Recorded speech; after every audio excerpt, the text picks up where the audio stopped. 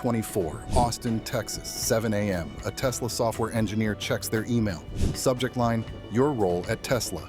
They open it. Your last working day will be today, April 14th, 2024. Effective now, you will not need to perform any further work and therefore will no longer have access to Tesla systems and physical locations. The email was sent overnight. No warning, no meeting, just instant termination. And they weren't alone. 2,688 Tesla workers at the Austin Gigafactory got the same email that morning, the largest single layoff in Central Texas history, gone in one day. But Tesla was just the beginning. Dell cut 18,500 jobs across 2 rounds. Intel slashed 15,000 positions. Indeed laid off 1,000. Microsoft shut down Arcane Studios. 96 jobs gone. Bumble cut 350 employees, 1/3 of its workforce. Expedia eliminated 64 Austin workers. BigCommerce laid off employees for the 3rd straight year. By the end of 2024, nearly 40,000 tech jobs had vanished from Texas, and the company's Governor Greg Abbott bragged about bringing to the state. They were leading the exodus. 5 years ago, Abbott stood on stages across America promising tech companies Texas was their future. No state income tax, business-friendly, the next Silicon Valley. He gave Tesla $64 million in tax breaks. He celebrated Oracle's headquarters move. He called Texas the destination for the world's leading tech companies. But in 2025, those companies are slashing jobs faster than they created them. Tesla employment in Austin fell 7% in 2024. Dell led the nation in tech layoffs. Intel cut 15% of its workforce. And Abbott? He said absolutely nothing. When Tesla laid off nearly 2,700 Austin workers, Abbott didn't issue a statement. When Dell eliminated 18,500 positions, Abbott stayed silent. When Intel cut 15,000 jobs, including 251 in Austin, Abbott ignored it. Because here's the truth nobody wants to admit. The Texas tech boom was built on subsidies and cheap money. And now that both have dried up, the companies are cutting and running. This is the story of how Texas became the tech layoff capital of America, and why Abbott's silence proves he can't stop what's already happening. When Abbott promised tech utopia, April 15, 2024, one day after Tesla's mass layoffs, Abbott tweets about economic growth, celebrates job creation numbers from months earlier, posts photos from a ribbon-cutting ceremony in Houston. Anything but acknowledge that Texas's biggest tech employer just eliminated nearly 2,700 Austin jobs overnight. The silence was deafening, because Abbott had spent years taking credit for every tech company that moved to Texas, and now that they were slashing workforces, he wanted nothing to do with it. Rewind to 2020. Abbott couldn't stop bragging. Oracle moves headquarters from Silicon Valley to Austin. Abbott tweets immediately. Oracle just announced they have moved their headquarters to Austin. Texas is truly the land of business, jobs, and opportunity. He appears on CNBC. He says he's been on the phone weekly with CEOs. California is dying. Texas is winning. The Texas miracle is real. Tesla announces its Gigafactory in Austin. Abbott celebrates. Travis County gives Tesla $14 million in tax abatements. Del Valle ISD, a struggling school district, gives Tesla $50 million more. Total package, $64 million. Abbott calls it an investment in Texas's future. By 2023, Tesla employs 22,777 workers in Austin, the largest private employer in Travis County. Abbott takes credit for all of it. Hewlett-Packard Enterprise moves from San Jose to Houston. CBRE shifts from Los Angeles to Dallas. Apple expands to 6,000 Austin employees. Google opens downtown offices. Between 2020 and 2022, Abbott markets Texas as the tech refuge from California. Lower costs, better quality of life, business-friendly policies. The pitch works. Over 30 tech companies open Austin offices. Employment in the industry increases 31% from 2018 to 2023. Abbott appears on national TV, writes op-eds, travels the country. Every CEO he convinces becomes proof the Texas miracle works. He doesn't mention the subsidies, doesn't talk about the tax breaks, just takes credit for the wins. But the incentives revealed the problem. These companies weren't coming because Texas was the best place to build. They were coming because Texas offered the cheapest deal.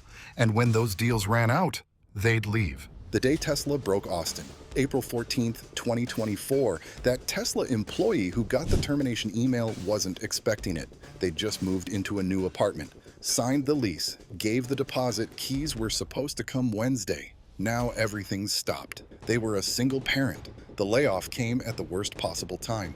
I just want to cry, they told KSAN. Across Austin, 2,688 other Tesla workers got the same email.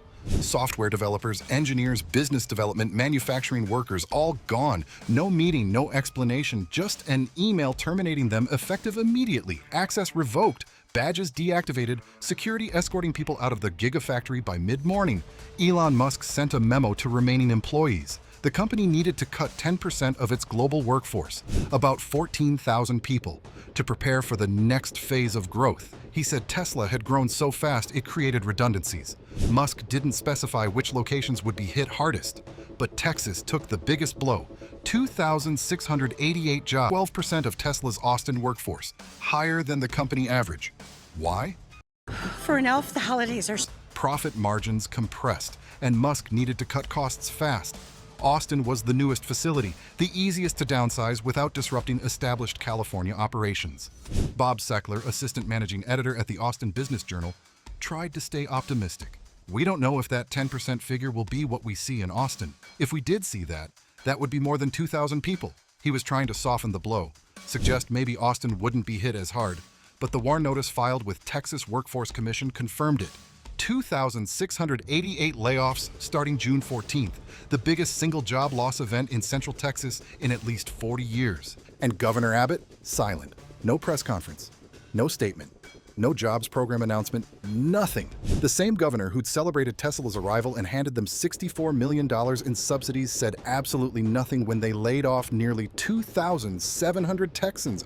When Dell led the nation in layoffs, Dell Technologies is based in Round Rock, just outside Austin, founded in Texas, headquartered in Texas for decades, a Texas success story, or it was, until 2024 when Dell became the tech company that laid off more employees than any other in America.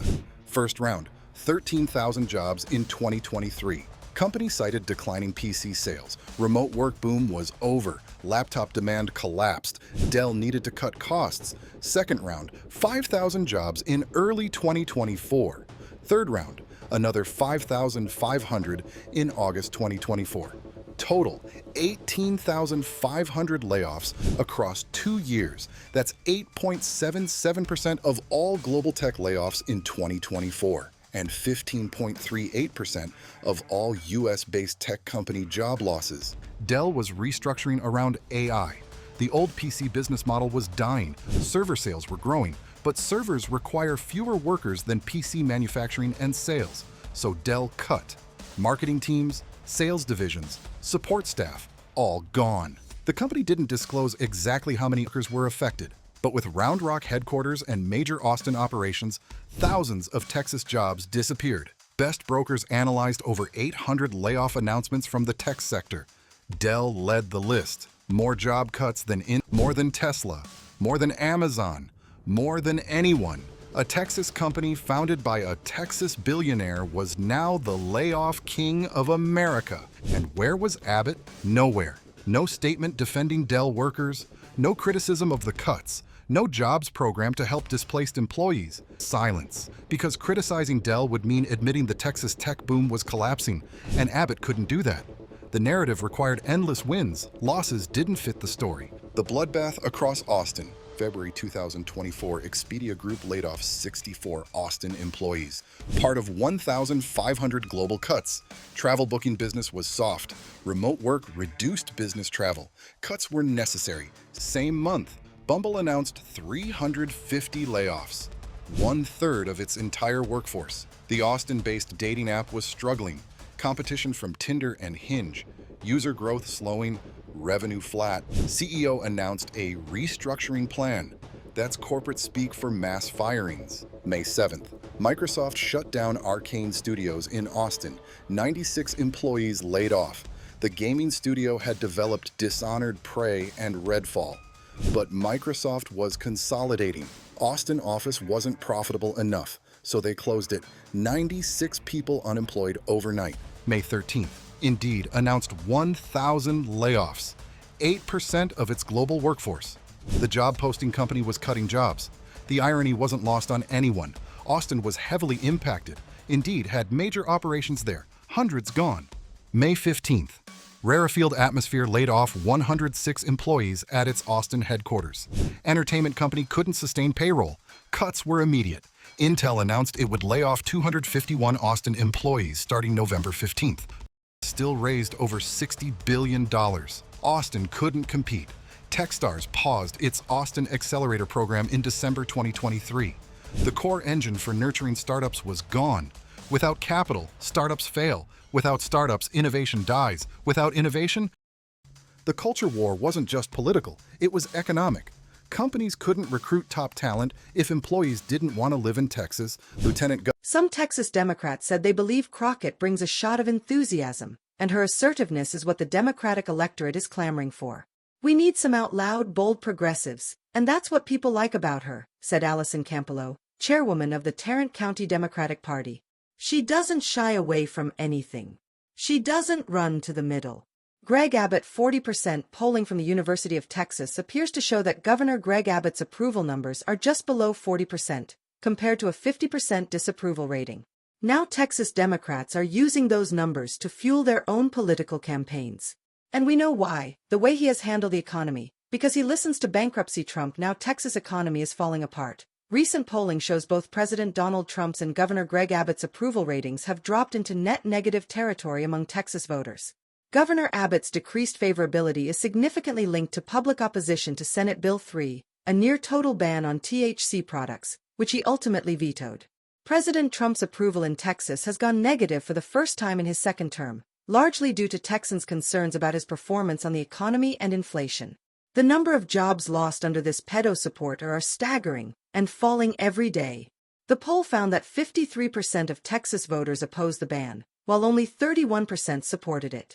The bipartisan disapproval included 46% of Republican critics and 39% Republican advocates, compared to a 68% opposition by Democrats.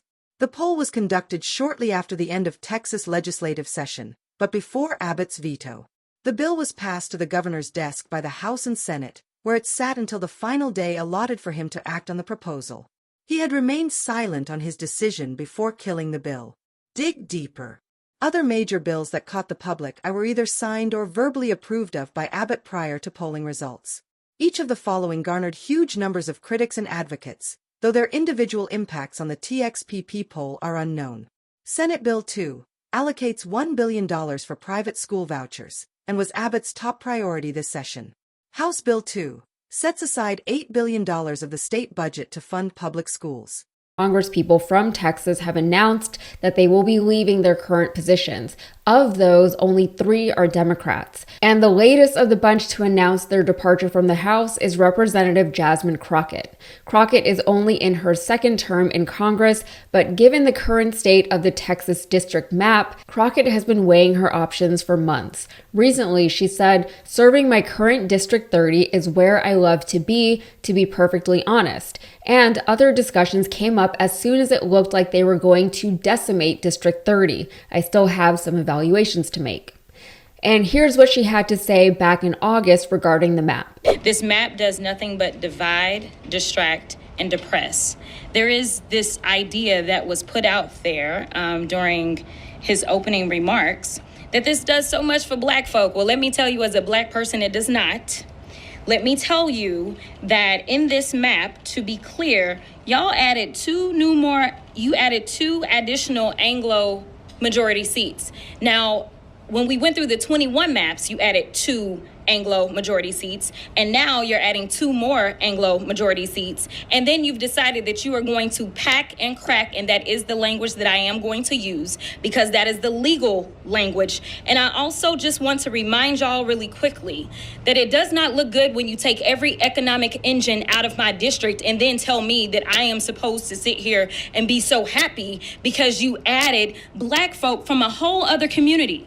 When you want to talk about monoliths and whether or not they exist, this idea that you just take people and move them around. I have 200,000 people who were never in my district, and my district is 766,000. Playing move minorities around so that you can somehow claim that this is nothing but partisanship. The only way that you get here is by making sure that you trample upon the rights and the liberties and the voices of minorities. She then goes on to discuss the specifics of the demographics in the state of Texas, but basically this place is far more diverse than the Republican majority here would like any of us to believe. So let me give you a few facts about the state of Texas. The state of Texas only has 39% Anglos, yet somehow under this map, we are going to have somewhere near 60 something, almost 70% of these seats are going to be chosen by Anglos. If we were looking for fairness and to follow the Voting Rights Act, you'd have 15 Latino opportunity seats,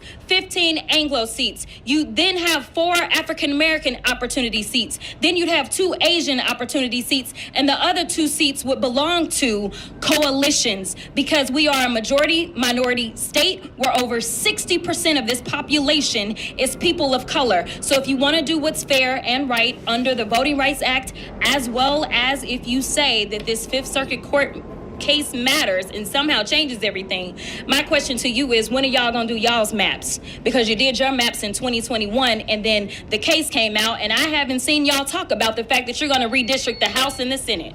She dilutes the voting power, specifically in her Dallas area district, and she has had significant economic powerhouses removed from her district, like the Dallas Love Field Airport and the Dallas Area Medical Center. Once the new map was revealed, it was very clear that her district had been very heavily targeted, and it was clear that the likelihood of her getting reelected under the new map would be significantly less than it was before. So now she's announced that she won't even be trying to win this game that has been rigged against her. Instead, she's thrown her hat in the ring for Republican John Cornyn's Senate seat. And I know I've spoken about this at length before, so I will just give you all an abridged overview of where we are in Texas right now. Our 2 current senators are both Republican: Ted Cruz, who just won his re-election bid in 2024 against Democrat Colin Allred, and John Cornyn. Cornyn is being primaried by another prominent Republican, our legally embattled and ultra-MAGA Texas Attorney General Ken Paxton. Paxton is running against Cornyn because he says Cornyn isn't MAGA enough for Texas, even though Cornyn has voted with Trump nearly 100% of the time. Cornyn still has the facade of a more reserved conservative, the kind of MAGA that makes like the old guard boomer Republicans feel comfortable. Crockett poses a clear threat to Tallarico, having outperformed him in public polling of the Democratic electorate this fall. She had $4.6 million in cash on hand at last count. Still, Tallarico remains competitive, saying, "We're building a movement in Texas, fueled by record-breaking grassroots fundraising and 10,000 volunteers who are putting in the work to defeat the billionaire mega donors and puppet politicians who have taken over our state. Our movement is rooted in unity over division, so we welcome Congresswoman Crockett into this race." So this at the state level, but also at the local level, at least here in Houston. And that problem is that we have too many very good, viable candidates to choose from. The nature of electoral politics is that we only get to have one, and once we get one, we inevitably lose the other. If we elect Tallarico to Senate, then Crockett is just out of Congress. Crockett certainly has a much more national profile as a representative in the House, also as a very outspoken, public-facing, and controversial representative in the House. For all of his recent national publicity and renown, he is still just a state-level official. It is a state race, though, and in a state race, that should be enough. But when you consider campaign fundraising and the like, the more people you can rally to your side and to your cause, even from the outside of your voting bloc, the better positioned you are to win. So much of American politics is just a game of strategy, of playing the odds, of determining